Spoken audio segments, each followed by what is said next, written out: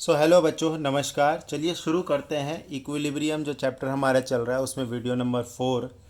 इससे पहले हमने इक्विलिब्रियम कांस्टेंट के बारे में थोड़ी बहुत बात कर ली है, तो एक बार ही थोड़ा सा उसका रिकैप देते हुए आगे बढ़ते हैं।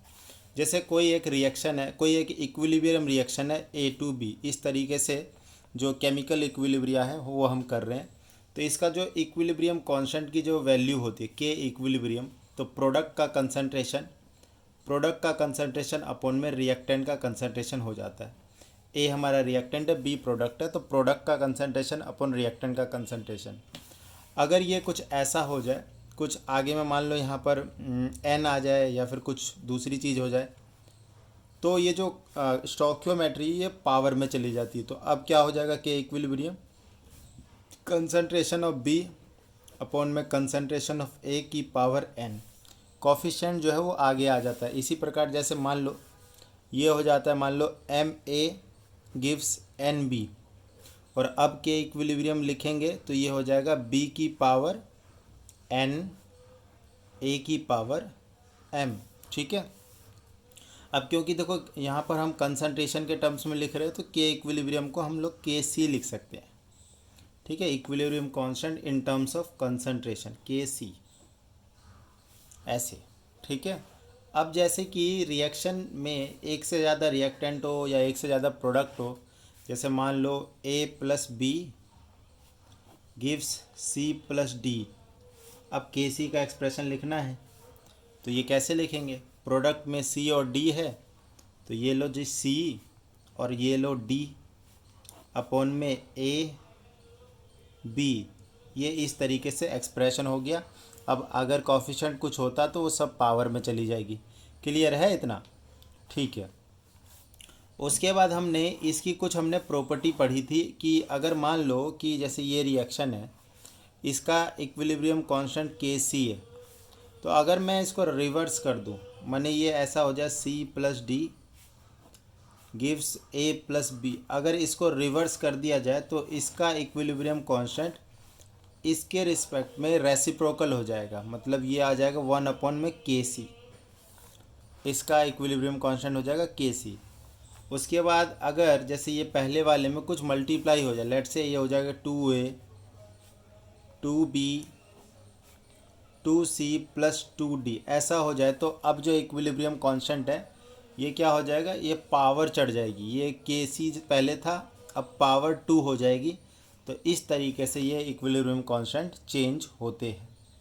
चलिए एक क्वेश्चन कर लेते हैं। एग्जाम्पल नंबर 7.1, न्यू बुक में बेटा ये होगी 6.1। ठीक है।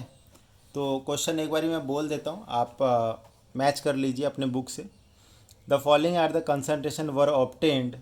सिंपल देखो, एक ना अमोनिया की फॉर्मेशन की रिएक्शन है। चलो सीधा अमोनिया का फॉर्मेशन है, इसको आप हैबर प्रोसेस भी बोलते हैं, अगर आपको मालूम हो तो। हैबर प्रोसेस, इसमें सब गैसेस ही होती है। ठीक है, देख लो ये भी गैस है, ये भी गैस है, ये भी गैस है। तो ये ना होमोजीनियस इक्विलिब्रियम है। क्या है ये? होमोजीनियस है। अभी आएगा ये टर्म होमोजीनियस इक्विलिब्रियम। ठीक है, जिसमें रिएक्टेंट प्रोडक्ट सब सेम फेज में हो। ठीक है। तो इसमें देखो, the following concentration were obtained for the formation of NH2 from N2 and H2 at equilibrium. Equilibrium पे कंसंट्रेशन दिया हुआ है, कभी कभी इक्विलिब्रियम पे नहीं देता है, तो इक्विलिब्रियम पे हमें लाना पड़ता है। अब यहाँ पर देखो N2 का जो कंसंट्रेशन गिवन है, मैं यहीं पे लिख देता हूँ 1.5 इंटू 10⁻⁻2 मोलर, मोलैरिटी है। H2 का है 3 इंटू 10⁻⁻2 मोलर, और NH3 का है 1.2 इंटू 10⁻⁻2 मोलर। अभी मैंने पूछा क्या है, कैलकुलेट द इक्विलिब्रियम कांस्टेंट, मतलब Kc की वैल्यू आपसे पूछी है। तो ऑब्वियसली बात है, देखो प्रोडक्ट अपॉन रिएक्टेंट लिखोगे, NH3 का कंसंट्रेशन इसका स्क्वायर करेंगे क्योंकि कॉफिशिएंट 2 है। उसके बाद N2 का कंसंट्रेशन और H2 का कंसंट्रेशन, इसकी पावर जो है वो 3 हो जाएगी। बस उसके बाद क्या है, वैल्यूज़ रख देनी है और आंसर निकाल देना है। तो ज़रा देखते हैं क्या आ सकता है हमारा। NH3 देखो कितना है 1.2 इंटू 10⁻⁻2, इसका हो जाएगा स्क्वायर। यस, उसके बाद देखो ये N2 का रख दो यहाँ पर 1.5 इंटू 10⁻⁻2, और ये H2 का पावर 3 हो जानी है 3 इंटू 10⁻⁻2 की पावर 3। इसको आप अच्छे से सॉल्व वॉल्व करोगे। देखो एक बार फिर भी हम बता देते हैं। ये देखो 1.2 का स्क्वायर हो जाएगा 10⁻⁻2 इंटू -2 -4, और 1.5, और ये देखो 3 की पावर 3 कितना हो गया 27, और 10⁻⁻2 और 10⁻⁻6, तो 1.2 का स्क्वायर 1.44, और 27 इंटू 1.5 ये हो जाएगा 40.5 इंटू 10 पावर देखो -4, और ये जो है ना -8 ऊपर जाके +8, तो +4 आएगा ओवरऑल। और जब इसको हम पूरा सॉल्व करेंगे ना तो ये आ जाएगा 0.106 इंटू 10⁻4। तो ये हमारा इक्विलिब्रियम कांस्टेंट हो गया। यूनिट लेस क्वांटिटी होती है तो यूनिट की कोई ज़रूरत नहीं है। ठीक है, चलिए आगे बढ़ते हैं। उसके बाद एक और एग्जांपल कर लेते हैं पहले। चलिए ये वाला जो 7.2 या 6.2 ये आप खुद ही करना है, सिंपल है बिल्कुल, एज इट इज़ है, जैसा ये वाला है वैसा ही ये है, अपनी बुक से आप कर लीजिएगा ना। होमोजीनियस इक्विलिब्रियम, अभी मैंने आपको बताया कि होमोजीनियस इक्विलिब्रियम ऐसे, चलिए डेफिनेशन लिखवा देते सो दैट कि दिक्कत ना हो। तो homogeneous all the reactants and product are in the same phase. जो भी रिएक्टेंट है, जितने भी reactants and product are in same phase. अगर रिएक्टेंट और प्रोडक्ट सेम फेज में हुए तो हम उसको कहेंगे होमोजीनियस इक्विलिब्रियम। एग्जाम्पल के तौर पे अभी जो हमने लिखा था ना ये N2 वाला, N2 gas, 3H2 gas, reversible 2NH3 gas. देखो यहाँ पर रिएक्टेंट और प्रोडक्ट सेम क्या है, सेम फेज में है, मतलब गैसियस फेज में ही है दोनों। और एग्जाम्पल लिख सकते हैं, जैसे कि एक एग्जाम्पल लिख लेते हैं इथाइल एसीटेट का हाइड्रोलिसिस CH3COO C2H5, ये है इथाइल एसीटेट। एक्वस होता है या फिर लिक्विड होता है, जो भी कह लो, और वाटर के साथ में रिएक्शन है, हाइड्रोलिसिस करवा रहे हैं। देखो दोनों एक तरह से लिक्विड फेज हो गया। इससे बनेगा क्या, एक तो एसिटिक एसिड बनता है तो ये भी लिक्विड हुआ, और C2H5OH ये भी क्या हुआ, लिक्विड हुआ। तो आप देख रहे हो कि सभी के सभी इसमें लिक्विड या फिर एक्वस में है। इसका मतलब ये जो इक्विलिब्रियम है ये एक होमोजीनियस इक्विलिब्रियम, बहुत सिंपल सी चीज़ है। आपको ये देखना है कि रिएक्टेंट और प्रोडक्ट दोनों का स्टेट सेम है कि नहीं है। ठीक है, नाउ जैसे कि इक्विलिब्रियम कांस्टेंट अभी हमने देखा, दैट इज़ जैसे A + B gives C + D। अब जैसे कि इक्विलिब्रियम कांस्टेंट Kc हमने यहाँ पे लिखा, that is concentration of C, concentration of D upon में concentration of A, concentration of B। अब सवाल ये तो देखो कंसंट्रेशन लिया है, और कंसंट्रेशन की जगह अगर हमें प्रेशर लेना हो, मतलब अगर equilibrium constant in gaseous phase की बात करें, equilibrium constant in gas phase, equilibrium constant in gas phase, मतलब किसकी बात करनी है, Kp की बात करनी है। तो ऑब्वियस सी बात है, बहुत सिंपल रहता है। Kp का एक्सप्रेशन लिखना है तो आप लिखिए pressure of C into pressure of D upon में प्रेशर ऑफ A इंटू में प्रेशर ऑफ B। मान लो अगर यहाँ पे वैल्यू है 2 है, इधर 3 है, तो कोई दिक्कत नहीं है, जिसके आगे कॉफिशेंट होता है वो पावर में चला जाएगा, तो C की पावर 2 हो जाएगी, B की पावर 3 हो जाएगी। यहाँ पे प्रेशर की पावर 2 हो जानी है, ठीक है, और यहाँ पे इसकी पावर 3 हो जाएगी। तो कोई ऐसा नहीं कि कोई नई चीज़ आ गई, सिंपल ये है कि गैसेस फेज में तो आप प्रेशर ले लो। हाँ, एक जो अच्छी चीज़ है इसका रिलेशन, तो आप देखिए ज़रा, जैसे PV = nRT हम लोग पढ़ते हैं, PV = nRT, तो P = N/V/RT हो गया। अब ज़रा देखो ये जो होता है ना, ये चीज़, ये कंसंट्रेशन है, मतलब मोलैरिटी ही तो है ये। तो P इक्वल्स टू में CRT कह लो, ये कंसंट्रेशन हो गया। तो रिलेशन जो होता है ना ये वाला, P से Kp बन जाएगा और C से Kc बन जाएगा और RT की पावर डेल्टा Ng होता है, बस इतना ध्यान रखना है, ये रिलेशन है। ठीक है, तो जैसे आप टॉपिक का नाम भी डाल सकते हैं, equilibrium constant in gases phase, that is Kp, और ये Kp और Kc में हमारे पास एक रिलेशन आ गया है। अब आपके दिमाग में उठ रहा होगा कि सर ये डेल्टा Ng क्या है।